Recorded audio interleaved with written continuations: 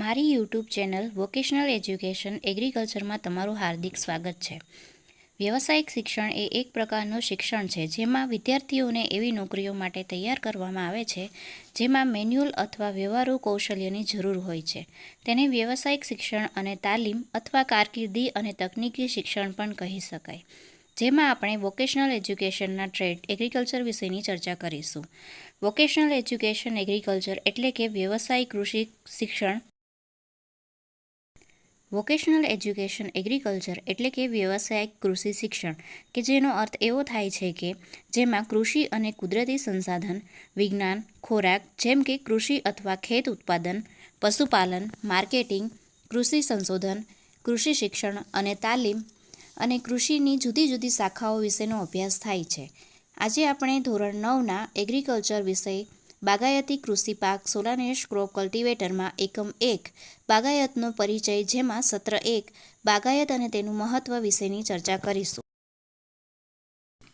બાગાયત એટલે શું?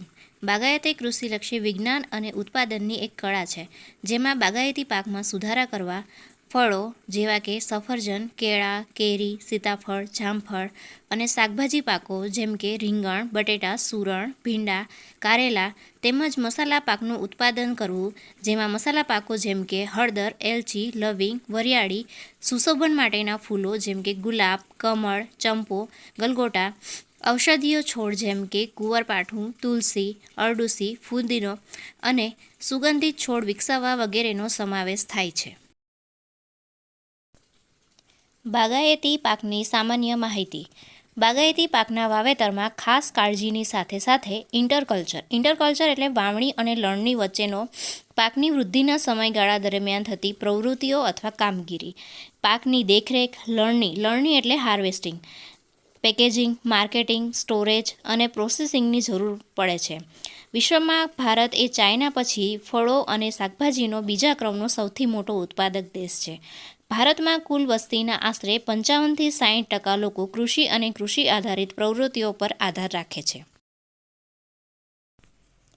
બાગાયતી પાક ભારતમાં ઉત્પાદિત થતા કુલ કૃષિ ઉત્પાદનનો એક મહત્વપૂર્ણ ભાગ છે. તેઓ વિશાળ ખેત વિસ્તારમાં ઉગાડવામાં આવે છે અને ગ્રોસ ડોમેસ્ટિક પ્રોડક્ટ GDPમાં આશરે 28% ફાળો આપે છે. GDP એટલે કુલ સ્વદેશી ઉત્પાદન એટલે કે કોઈ ચોક્કસ સમયગાળા દરમિયાન વસ્તુ અને સેવાના ઉત્પાદનની કુલ કિંમત. ભારતમાંથી નિકાસ થતી કુલ કૃષિ કોમોડિટીઝમાં આ પાક 37% જેટલો હિસ્સો ધરાવે છે. નિકાસ એટલે એક્સપોર્ટ એટલે કે એક દેશમાંથી બનાવાયેલી અથવા ઉત્પાદિત વસ્તુ અથવા સેવાઓને બીજા દેશોમાં મોકલવું અથવા વેચવું અને કોમોડિટીઝ એટલે ચીજ વસ્તુઓ. હોર્ટિકલ્ચર અને તેનું મહત્વ. હોર્ટિકલ્ચર શબ્દ એ લેટિન શબ્દ પરથી લેવામાં આવ્યો છે જેમાં હોર્ટસ એટલે બગીચો અને કલ્ચર એટલે ખેતી. આ રીતે હોર્ટિકલ્ચરનો અર્થ ઘેરાબંધીમાં ઉગાડવામાં આવતા પાક એવો કરી શકાય. દાખલા તરીકે બગીચામાં વાવેતર. ઘેરાબંધી એટલે વાડો અથવા આજુબાજુની જગ્યા. લક્ષણો અને મહત્વ. બાગાયતી પાક વિવિધ ફૂડ પ્રોસેસિંગ ઉદ્યોગોને કાચો માલ પૂરો પાડીને તેમજ તેની ઊંચી ઉત્પાદન ક્ષમતાને લીધે વધુ નફો રળી આપે. ફૂડ પ્રોસેસિંગ ઉદ્યોગો એટલે કે ખેતીમાં ઉત્પાદિત થતા કાચા કૃષિ ઉત્પાદનોને ખાદ્ય ઉત્પાદનોમાં રૂપાંતરિત કરવાની પ્રક્રિયા જે ખાવા, રાંધવા અથવા સ્ટોર કરવા માટે ઉપયોગી હોય છે. ખેતી ભારતમાં મુખ્ય વ્યવસાય છે. ખેતી દ્વારા ઉત્પાદિત થતી ચીજ વસ્તુઓ સાથે ઉપયોગમાં લેવાતા સંસાધનોની ફાળવણી, વિતરણ અથવા વેચવું અને ઉપયોગમાં લેવું આ રીતે ભારતીય અર્થતંત્રમાં રોજગારી પેદા કરી આપે છે અને વિદેશમાં બાગાયતી પાકની નિકાસ દ્વારા કમાણી પણ કરી આપે છે. પહેલું મહત્વ. બાગાયતી પાક એ કૃષિ પેદાશો અને પોષણમાં વિવિધતા ધરાવતો સ્ત્રોત છે. બીજું, તેઓ પોષક તત્વો, વિટામિન્સ, ખનિજો, સ્વાદ, સુગંધિત પદાર્થો, આહાર રેશાઓ વગેરે ધરાવે છે. ત્રીજું, તે આરોગ્યને ફાયદાકારક સંયોજનો તથા ઔષધો ધરાવે છે. ચોથું, આ પાક સૌંદર્યલક્ષી મૂલ્ય ધરાવે છે અને પર્યાવરણનું રક્ષણ કરે છે. પાંચમું છે બાગાયતી પાક ખેતી પાકો કરતાં એકમ વિસ્તાર દીઠ વધારે ઉત્પાદન આપે છે. દાખલા તરીકે ડાંગર પાક ફક્ત 30 ક્વિન્ટલ પર હેક્ટર મહત્તમ ઉપજ આપે છે. 1 ક્વિન્ટલ એટલે 100 kg. તેવી જ રીતે 30 ક્વિન્ટલ એટલે 3000 કિલોગ્રામ જેટલું ડાંગર મહત્તમ ઉપજ આપે છે, જ્યારે બાગાયતી પાક તરીકે કેળાનો પાક 300થી 450 ક્વિન્ટલ પર હેક્ટર ઉપજ આપે છે, એટલે કે 30,000થી 45,000 કિલોગ્રામ જેટલી ઉપજ આપે છે, અને દ્રાક્ષ 90થી 150 ક્વિન્ટલ પર હેક્ટર ઉપજ આપે છે, એટલે કે 9,000થી 15,000 કિલોગ્રામ જેટલી દ્રાક્ષ ઉત્પાદન આપે છે. બાગાયતી પાકની ખેતી ઢોળાવવાળી જમીનમાં પણ કરી શકાય છે, જેમ કે કોકણ પ્રદેશો, મહારાષ્ટ્ર અને ગોવા જેવા પર્વતીય પ્રદેશો અને ટેકરીવાળા વિસ્તારમાં મોટા પાયે કેરી અને કાજુના વાવેતર કરવામાં આવે છે. આ પાક નબળી ગુણવત્તાની જમીનમાં પણ સહેલાઈથી ઉગી શકે છે. બાગાયતી પાક ઉચ્ચ મૂલ્ય ધરાવે છે, તેમજ બાગાયતી ખેતીમાં વધુ મજૂરની જરૂર પડતી હોવાથી તે સમગ્ર વર્ષ દરમિયાન રોજગાર પેદા કરી આપે છે. બાગાયત પાક ઉત્પાદને વિવિધ ઉદ્યોગો જેવા કે પ્રોસેસિંગ ઉદ્યોગ, ફાર્માસ્યુટિકલ એટલે દવાઓનો ઉપયોગ અને વેચાણ, સૌંદર્ય પ્રસાધન, રસાયણ, મીઠાઈ, તેલ ઉદ્યોગ અને પેઇન્ટ ઉદ્યોગ વગેરેમાં કાચા માલ તરીકે ઉપયોગી છે. રાષ્ટ્રીય અને આંતરરાષ્ટ્રીય સ્તરે બાગાયતી પાકની ખૂબ જ માંગ હોવાથી તે વિદેશી હુંડિયામણ પણ કમાવી આપે છે. વિદેશી હુંડિયામણ એટલે એક દેશના ચલણને બીજા દેશના ચલણમાં રૂપાંતર કરવું. ભારતમાં બાગાયતી પાકની હાલની સ્થિતિ. સરકાર દ્વારા પૂરી પાડવામાં આવેલ માહિતી અનુસાર વર્ષ 2016-17 દરમિયાન ભારતમાં કુલ 24 મિલિયન હેક્ટરમાં બાગાયતી પાક ઉગાડવામાં આવેલ છે, જે ભારતના કુલ ખેતીલાયક વિસ્તારના આશરે 7% જેટલું છે. ભારતમાં વર્ષ 2016-17 દરમિયાન આશરે 2,950 લાખ ટન બાગાયતી પાકનું ઉત્પાદન થવાનો અંદાજ છે, જેમાં 1,750 લાખ ટન શાકભાજી અને 920 લાખ ટન ફળોનો સમાવેશ થાય છે. ભારત એ ભીંડાનો સૌથી મોટો ઉત્પાદક દેશ છે. તેમજ બીજા શાકભાજી જેવા કે બટાકા, ડુંગળી, ફ્લાવર, રીંગણા અને કોબીના ઉત્પાદનમાં ભારત સમગ્ર વિશ્વમાં બીજા ક્રમે છે. આ ઉપરાંત કેળા, કેરી, જામફળ, લીંબુ અને પપૈયા જેવા ફળોનું સૌથી વધુ ઉત્પાદન ભારતમાં થાય છે, જેમાંના કેરી, અખરોટ, દ્રાક્ષ, કેળા અને દાડમ જેવા મુખ્ય ફળોની નિકાસ કરવામાં આવે છે, જ્યારે ડુંગળી, ભીંડો, કારેલા, લીલા મરચાં, મશરૂમ અને બટાકા જેવા શાકભાજી પાકની દેશ-વિદેશમાં હંમેશા માંગ રહે છે. આ ફળો અને શાકભાજીની નિકાસ મોટે ભાગે UAE, Bangladesh, Malaysia, Netherland, Sri Lanka, Nepal, UK અને સાઉદી અરેબિયા જેવા દેશોમાં કરવામાં આવે છે. અગત્યના બાગાયત પાક અને ભારતમાં તેનું વાવેતર. ભારતના નકશામાં ભારતના ઉત્તરીય વિસ્તારમાં અલગ અલગ રાજ્યો પ્રમાણે તેના મુખ્ય બાગાયતી પાકો દર્શાવ્યા છે, જેમાં પહેલું છે હરિયાણા રાજ્ય, જેનો મુખ્ય બાગાયતી પાક છે દૂધી અને ગલગોટા. હિમાચલ પ્રદેશ રાજ્ય સફરજન અને બટેટા. જમ્મુ અને કાશ્મીર રાજ્યમાં છે સફરજન. પંજાબ રાજ્યમાં છે ખાટા ફળો. ઉત્તરાખંડમાં છે બટેટા. ઉત્તર પ્રદેશ રાજ્યમાં છે કેરી, કેળા, બટેટા, સક્કરિયા, તરબૂચ, દૂધી. રાજસ્થાન રાજ્યમાં છે દાડમ, ડુંગળી, જુઈ, રજનીગંધા. હવે પછી પશ્ચિમ ભારત વિસ્તારમાં છત્તીસગઢ રાજ્યમાં દૂધી અને ગુલાબ. ગોવા રાજ્યમાં નારિયેળ, કાજુ, સોપારી. ગુજરાત રાજ્યમાં કેળા, પપૈયા, દાડમ, ચીકુ, બટેટા, ડુંગળી, ટામેટા, ગુલાબ અને ગલગોટા. મહારાષ્ટ્રમાં રાજ્યમાં કેરી, કેળા, દ્રાક્ષ, સંતરા, નારંગી, ચીકુ, દાડમ, મરચાં, ગુલાબ, રજનીગંધા, ગલગોટા, સેવંતી. મધ્યપ્રદેશ રાજ્યમાં નારંગી, સંતરા, લીંબુ, પપૈયા, દાડમ, મરચાં, બટેટા, સક્કરિયા, ડુંગળી, દૂધી, ટામેટા, સેવંતી અને ગલગોટા જેવા મુખ્ય બાગાયતી પાકનો સમાવેશ થાય છે. હવે દક્ષિણી ભારત વિસ્તારમાં આંધ્રપ્રદેશ રાજ્યમાં કેરી, કેળા, દ્રાક્ષ, નારંગી, સંતરા, લીંબુ, પપૈયા, સોપારી, દાડમ, નારિયેળ, મરચાં, તરબૂચ, ટામેટા, જુઈ, રજનીગંધા અને ગલગોટા. કર્ણાટક રાજ્યમાં કેરી, કેળા, દ્રાક્ષ, પપૈયા, સોપારી, દાડમ, નારિયેળ, મરચાં, તરબૂચ, ટામેટા, ગુલાબ, સેવંતી, જુઈ, રજનીગંધા અને ગલગોટા. કેરળ રાજ્યમાં કેળા, નારિયેળ, સક્કરિયા, સેવંતી, જુઈ. તમિલનાડુ રાજ્યમાં કેળા, પપૈયા, સોપારી, નારિયેળ, સેવંતી, જુઈ અને રજનીગંધા. તેલંગાણા રાજ્યમાં કેરી, સંતરા, નારંગી, લીંબુ અને ટામેટા જેવા મુખ્ય બાગાયતી પાકનો સમાવેશ થાય છે. પૂર્વીય ભારત વિસ્તારમાં અંદમાન અને નિકોબાર ટાપુઓના રાજ્યમાં નારિયેળ. બિહાર રાજ્યમાં કેરી, મરચાં, બટેટા, ડુંગળી અને દૂધી.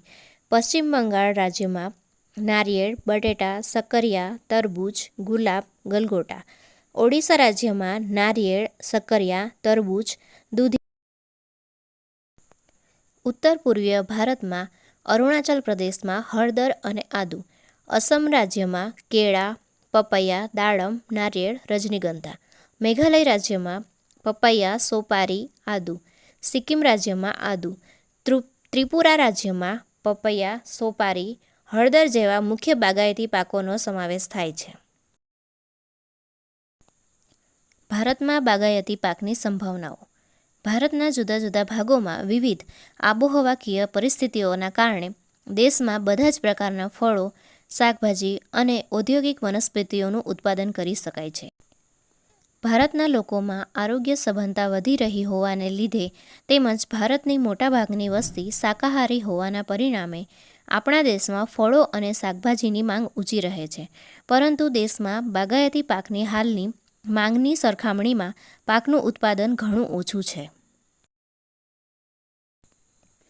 તેથી દેશમાં બાગાયતી પાકનું વાવેતર કરવા માટે ખૂબ જ અવકાશ છે.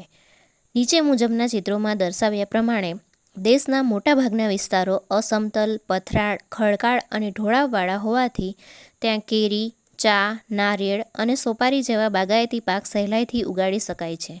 આવા વિસ્તારોમાં સિંચાઈ સુવિધાઓમાં વધારો થયો છે, પરંતુ અહીં જળ વ્યવસ્થાપનની જરૂર છે, કારણ કે કેટલાક પાક ઓછા પાણીમાં પણ ઉગાડી શકાય છે. કેટલાક બાગાયતી પાક જેવા કે જાંબુ, બોર, આંબલી, કોઠા, સીતાફળ, રામફળ વગેરેને શુષ્ક જમીનના પાક હોવા છતાં તેને વરસાદી જમીન પર પણ ઉગાડી શકાય છે. અન્ય દેશોની તુલનામાં ભારતમાં કૃષિ શ્રમ અને અન્ય કૃષિકીય સાધનો ખૂબ સસ્તા અને સરળતાથી ઉપલબ્ધ હોવાથી બાગાયતી પાકમાં ઉત્પાદન ખર્ચ ઓછો રહે છે અને વધુ નફો મેળવી શકાય છે. બાગાયતી પાકના ઉચ્ચ વળતર અને તેને લગતી વિવિધ યોજનાઓ, નાણાકીય સહાય તથા સરકારી સહાયના કારણે ગરીબ, અભણ, પ્રશિક્ષિત અને શિક્ષિત લોકો પણ બાગાયતી તરફ આકર્ષાય છે, જેથી બાગાયતી પાકોના ઉત્પાદનમાં સઘન પદ્ધતિઓ અને સુધારેલી તકનીકનો ઉપયોગ કરી શકાય છે. ઉપરાંત સ્ટોરેજ અને પ્રોસેસિંગની પદ્ધતિઓના વધતા ઉપયોગના લીધે પાકની ઉપજ, નોકરીની તક અને ખેડૂતની આવકમાં પણ વધારો થાય છે. બાગાયતમાં રોજગારીની તકો. બાગાયત ઉદ્યોગ વિવિધ પ્રકારની નોકરીઓનું સર્જન કરે છે. આવી નોકરીઓ માટે બાગાયતી પાક વિશેના જ્ઞાન અને તાલીમની જરૂર પડે છે. આ તાલીમ વ્યવસાયિક સ્તરની અથવા કોલેજ સ્તરની હોય છે.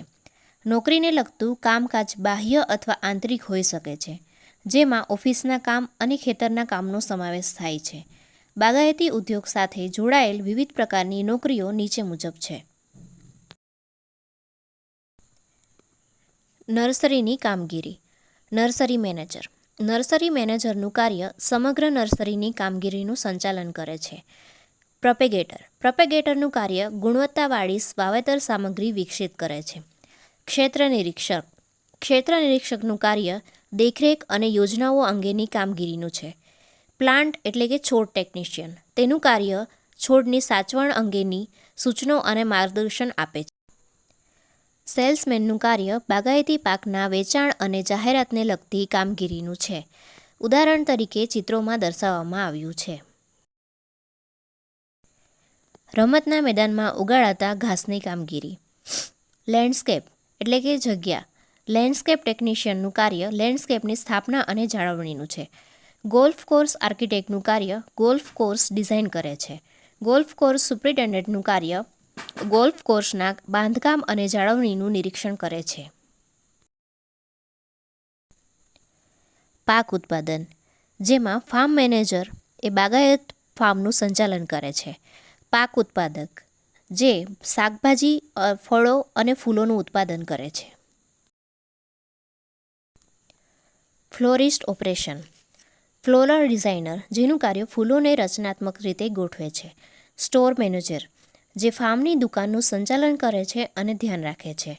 પ્લાન્ટ રેન્ટલ સુપરવાઇઝર, જે છોડ અને કુંડાઓ ભાડે આપવાની વ્યવસ્થા કરે છે. શિક્ષણ. શિક્ષક અથવા ટ્રેનર, જેનું કાર્ય બાગાયતમાં જરૂરી પદ્ધતિઓ શીખવે છે. સંશોધક, જે પાકની નવા જાતો વિકસાવવા સંશોધન કરે છે.